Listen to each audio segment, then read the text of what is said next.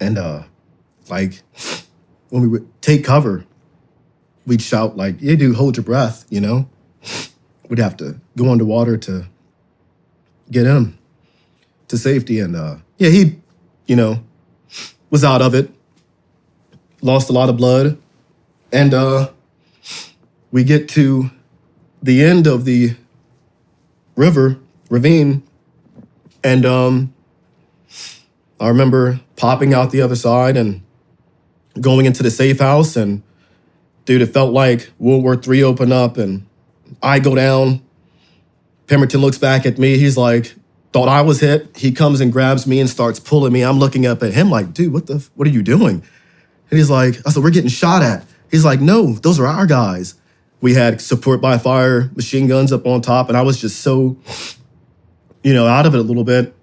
And we get into the safe haven, the little house we had taken over, and the first sergeant was in there, and he's like, hey, you guys get up on top. And we were the first ones to get up on top to provide cover as, you know, cop, and everybody else was coming out. And we were just told to engage everything that was a threat. And I remember looking out, and dudes were getting dropped off in like vans with the sliding doors taken off, and mopeds and bikes with like 3 guys on them, and RPGs and ammo and machine guns piling out into the city.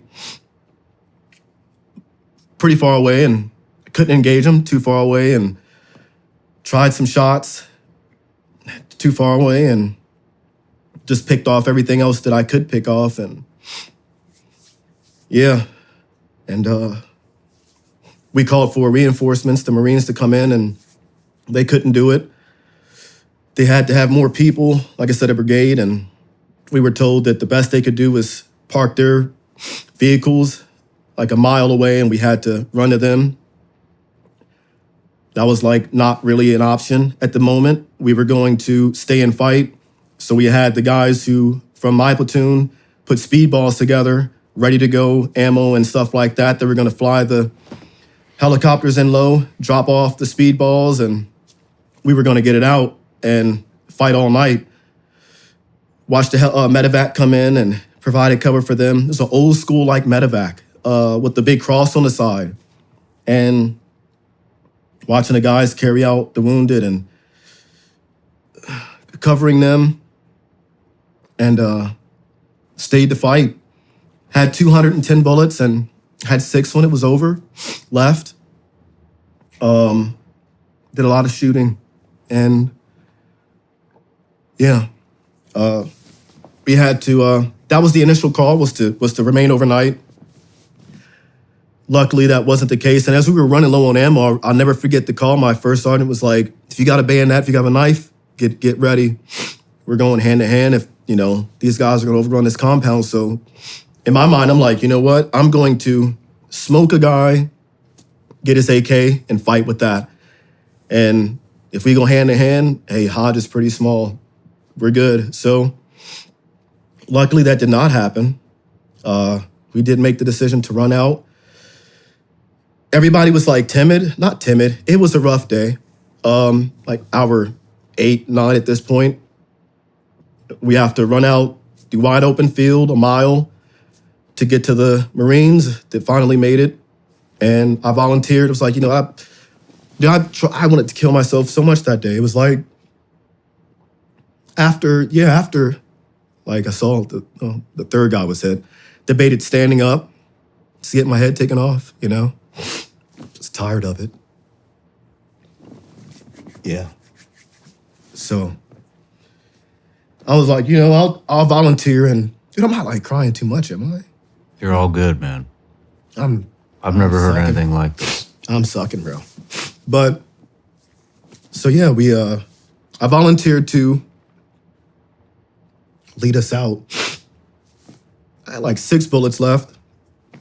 And I told Pemberton, I was like, you take up the rear for the assault team, make sure we're good, and I'll get the front.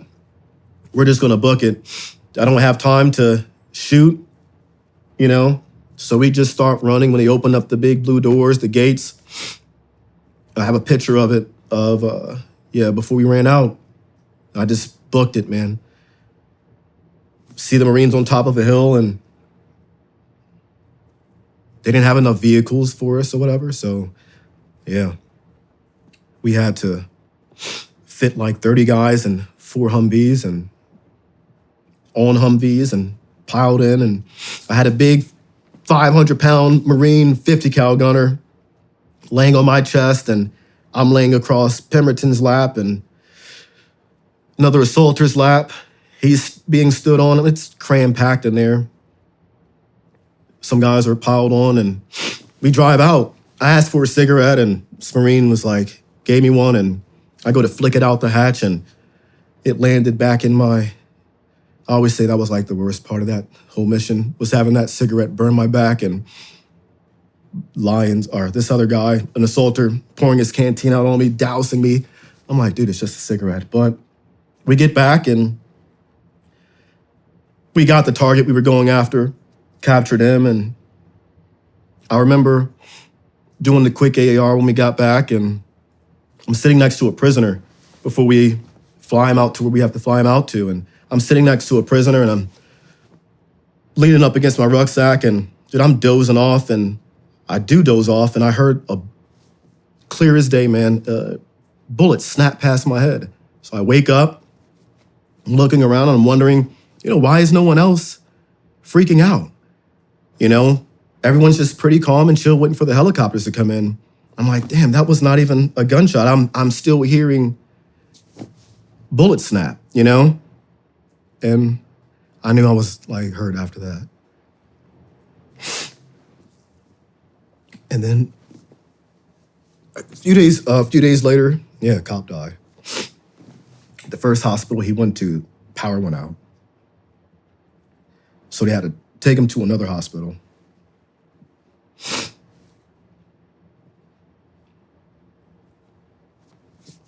Yeah.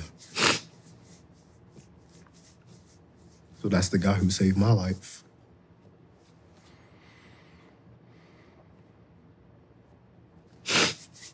I've never heard anything like that before. My bad, bro. Oh, man. Haven't talked about it like that in a while.